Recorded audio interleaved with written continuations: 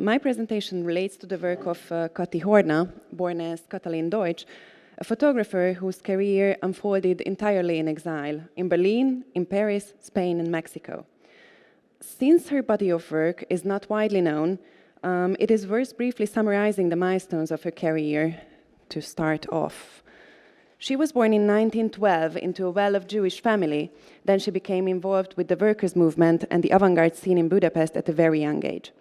She became one of the young people surrounding Lajos Kassák's magazine Munka, and later joined the radical socialist students known as the Opposition, who broke away from Kassák. In 1930, she moved to Berlin, where, likely through her partner, Pál Bartos, a leader of the opposition, she established extensive contacts with radical left-wing intellectuals, including Karl Korsch, an ultra-left thinker who rejected the Stalinist path. After Hitler's rise to power, she and Bartos returned to Hungary, where Kati learned photography in József Pécsi's studio. Later in 1933, they immigrated to Paris, where she produced several photo series, and upon hearing about the outbreak of the Spanish Civil War, she traveled to Barcelona with her husband. On assignment for the National Confederation of Labour and the Iberian Anarchist Federation, Kati photographed the Republican hinterland, the collectivized areas of the revolution, and the leaders of the anarcho-syndicalist movement.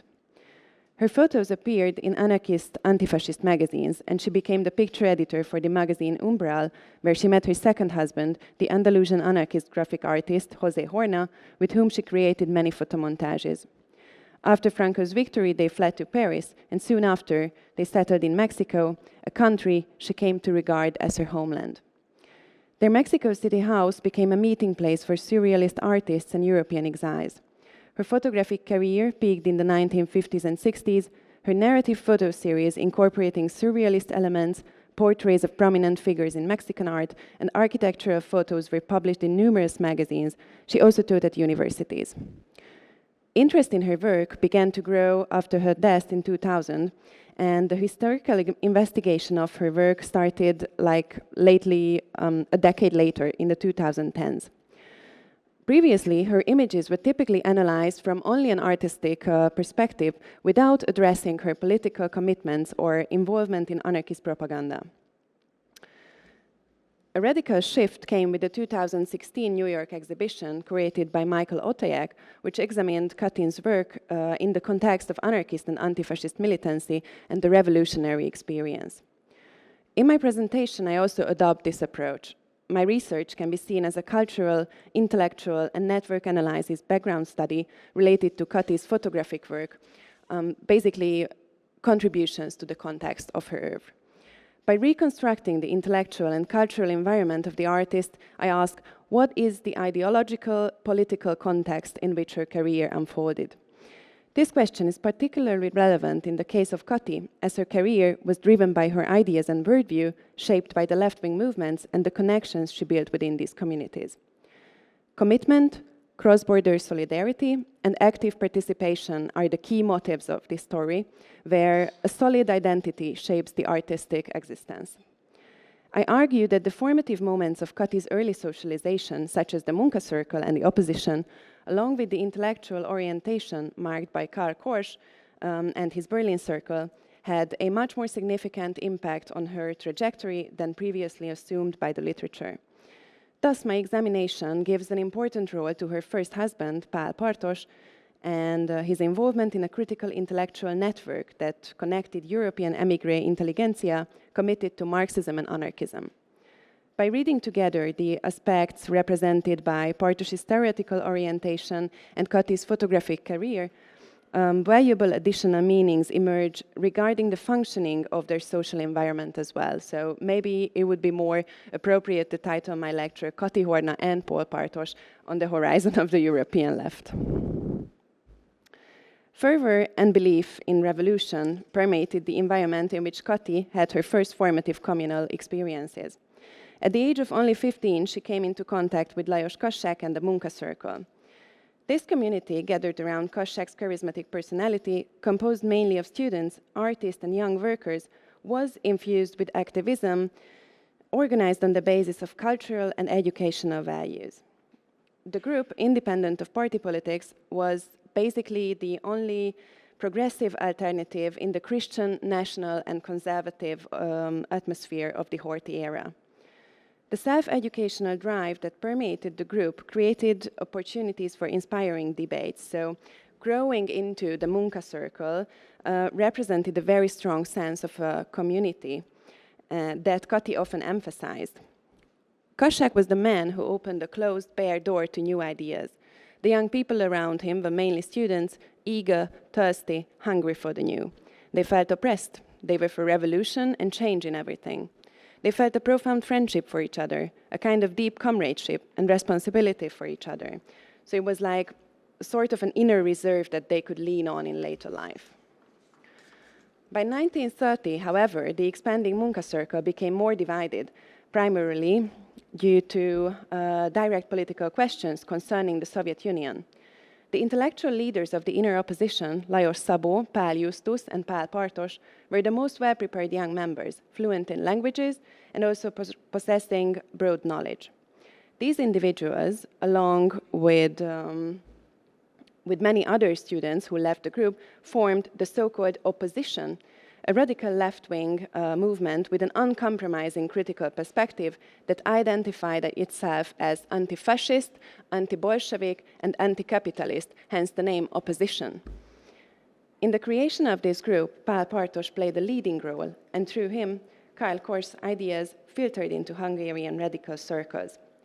Partos had been studying mathematics and engineering in Berlin since 1928, where he met Korsch at one of his lectures. Since 1926, Korsch had been criticizing Sovietization, the formation of the state capitalism, and Stalinist politics. This Korschian intransigence, or uncompromising firmness, indirectly led to the opposition's break with the Munka circle as well. Another key concept in Korsch's Western Marxism was the principle of anti-organization, which is so as a remedy against institutionalization, aiming to maintain the freedom of a constant atmosphere of critique. In 1930, Partos continuously reported back home, and in August he visited Hungary, so bringing Korsch's ideas to the Hungarian intellectual scene. Kati was a prominent member of the opposition, and several members of the group, including István Vas or Zoltán Zák, remembered her fondly. Her closest relationships were with Alexander Trauner, Zoltán Kellerman, and her childhood friend Endre Friedman, who we all know as the later world-famous photographer Robert Capa, and with whom their lives intersected many times in the future. After the year 1930, the opposition also loosened, as members dispersed across Europe. Kati spoke of the ravening desire to get away from Budapest. She said it was like a fever. They simply had to leave. But the specific circumstances of Kati's departure were also influenced by Kassák's novel, Megnőttek és elindulnak, in which he portrayed the young people who broke away from him quite unfavorably. Before the book's publication, Kati realized that Kassák had modeled one of the main characters, Panni, a young and reckless bourgeois girl, after her. Within a few days, she decided to leave the country and went to Berlin. Berlin was a very important experience in Kati's life, as it allowed her to intentionally break away from the security of her family. She worked in a production line of a factory to experience labor life, so it was a life under very modest conditions, while she was spending her evenings on self-education, focusing on psychoanalysis and philosophy. Kati likely met Korsch and began attending his lectures through Partos. At that time, Korsch was conducting semi-official seminar sessions at a radical experimental school in Berlin. These seminars were held within a critical Marxist study circle titled What is Alive and What is Dead in Marxism. This period also marks the deepening of Korsch's lifelong friendship with German playwright Bertolt Brecht. Korsch's students occasionally gathered at Korsch's or Brecht's apartment to create a working group focused on dialectical materialism. Along with Kati and Partos, the core group included Brecht's inner circle as well. In these meetings, they collectively analyzed the text of Hegel, Marx, and Lenin, annotating them with their current remarks. From this group, as evident by their later correspondence, lifelong bonds of solidarity and friendships were forged. They continuously supported each other throughout their later lives. After 1933, the Reichstag fire, Germany's radical left-wing milieu became political refugees and scattered across Europe. Kati and Bartos managed to flee back to Hungary, where she decided to learn photography and enrolled in the studio of the progressive and renowned photographer József Pécsi. Kati and Bartos married soon after, receiving Kati's inheritance from her father, and by the autumn of 1933, they moved to Paris. Their social and professional circles in Paris reflected to the continuation of their Berlin connections. Despite the geographical distance, Bartos and Korsch maintained a close and active intellectual collaboration. In 1934, Korsch began writing his major work of the era, the biography and interpretation of Karl Marx, which was published in an English edition. Bartos played a crucial role in the creation of this book. As Michael Buchmiller, Korsch's biographer, described their collaboration, I quote, "As an addressee, Bartos inspired Korsch to write perceptive letters, which often grew into independent essays because he could expect equally intelligent and unbiased responses. He was the first reader, indispensable to the production process. In a certain sense, a large part of the thoughts in this correspondence, which no one would expect to have come from a 25-year-old, grew into Korsch's work."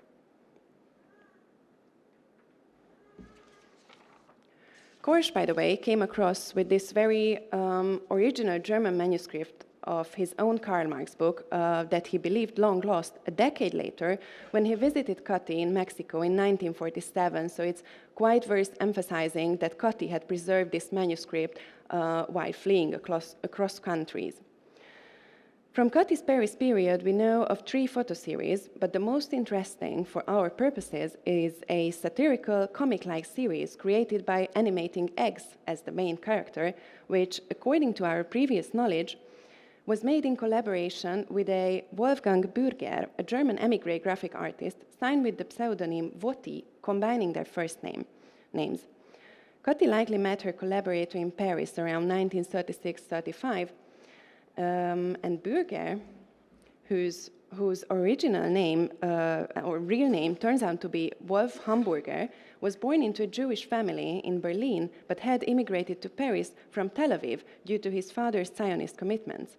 He was a talented, self-taught 18-year-old graphic artist. Most of these periodic series, drawn by Wolf and photographed by Kati, tells the short and tragic story of an ambitious egg, often evoking associations with Hitler or Franco, mocking dictatorial positions. This collaboration marked the beginning of both of their careers in the illustrated press, as their images were soon published in numerous anti-fascist European magazines. The pictures brought them some fame and some small income. As Kati put it, among her photographer colleagues, she became known as the ex-photographer. Wolf's body of work, however, fell into obscurity. His legacy, housed at the Center for Jewish History, provides useful and previously unknown details about his relationship with Kati. It turns out that their close friendship was not limited to this brief collaboration, but continued during the Spanish Civil War, which I will discuss a little bit later. The Spanish Civil War, which began with a nationalist coup attempt against the Republican government in July 1936, captured the attention of all Europe. Without detailing too much the events of the Civil War, it is important to highlight that the Republican coalition was profoundly divided from the start due to factional hostilities.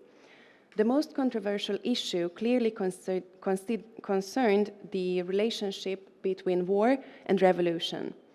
Bartos and Kati, who, in accordance with Korsch, saw the actions of the Spanish anarchists as the great potential for social revolution, independent of the failures of Bolshevik model and the Soviet direction, played an active role in promoting the revolution, initially from France and later from behind the front lines. By the end of 1936, Bartos began working with the anarchist newspaper L'Espagne Antifasciste, which was published in France through Augustin Souchy, whom he had already met in Korsch's circle in Berlin. In January 1937, Bartos and Kati traveled to Barcelona on behalf of the National Confederation of Labor, Bartos as an employee of the Exterior Propaganda Office, and Kati as the only photographer in the newly established graphic section of the very same department. In this International Propaganda Office, whose task was to promote international solidarity for anarcho-syndicalism, Bartosz collaborated with two of his old comrades he had met in Berlin, the journalist Martin Gudel and Augustin Sushi, who led the organization. Under the pseudonym Pablo Polgare or Folgare, Bartosz and Sushi published a joint publication in 1937 about the results of the collectivization carried out by the CNT-FAI based on libertarian socialist principles titled Collectivizaciones. For Kors, who is often regarded as the Marxist friend of anarchism and who dealt extensively with the issue of revolutionary Spain in two of his writings, the experience of Bartosz and Sushi were of fundamental source value. Given Bartosz's revolutionary commitment, it is not surprising that Kors referred to him in a 1939 letter to Brecht as our friend the last night of the completed first revolutionary epoch of the European workers' movement. When writing their book, Sushi and Bartosz personally traveled to assess the situation, and as the photographer of for the organ, Kati accompanied them to document the functioning of the already socialized areas.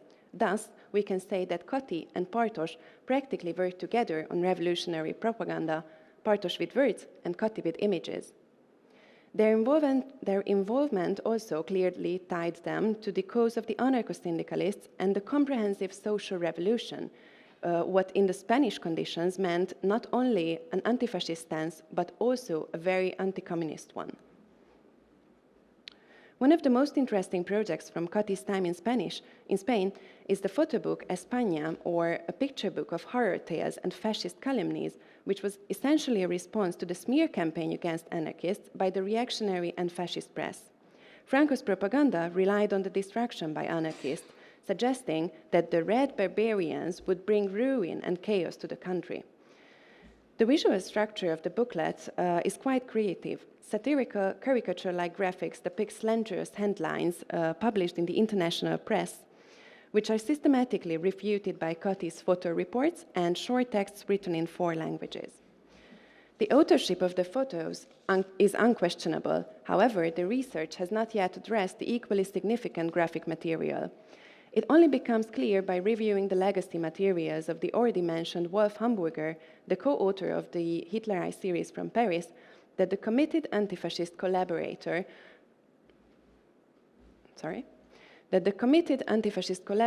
followed her to Spain and created numerous graphic works on the themes of the Civil War. Wolf's sarcastic graphics likely appeared in the Spanish press through Kati's efforts, at least in the strongly anti-communist anarchist magazine Umbral, where she also served as the picture editor. It was here that Kati met the graphic artist Kati Horna, with whom she created photomontages and who later became her husband and lifelong collaborator. But that is already another story. Franco's victory and the failure of revolution was a severe trauma that marked the lives of these figures for years. Kati returned to Paris in 1938 and divorced Bartosz. Then she and Horna left the continent. Bartosz managed to escape to England during the final days of the war, where he became one of the key members of the CNT in exile. After settling in Mexico, Kati spoke little about her youth, mentally closing off from this politically charged period driven by idealism, but ending in disappointment. Nevertheless, the nostalgic enthusiasm expressed in her conversation with Josepha Stewart in the 1960s is quite telling, where she says, she too, meaning Kati, refers to the period of the 30s as the époque héroïque and says that since then she has never lived with such intensity, such fervor, or such commitment. After all this experience, it would be true to say that the group never found the same emotional heights again. It was a taste of life that never came back. It was the big adventure. They all remember this period, and everyone has always drawn nourishment from those days. One had a sense of going somewhere, even if there was no definite goal, and such a strong interest in life. So to close down, the revolutionary heroism of the 30s brought together exceptional individuals in remarkable encounters. I hope that the examination of these two individuals, Kati and Bartosz's political commitments, will not only provide insights into their individual careers, but also contribute to understanding the functioning of this multifaceted radical network that woves through Europe. Thank you very much.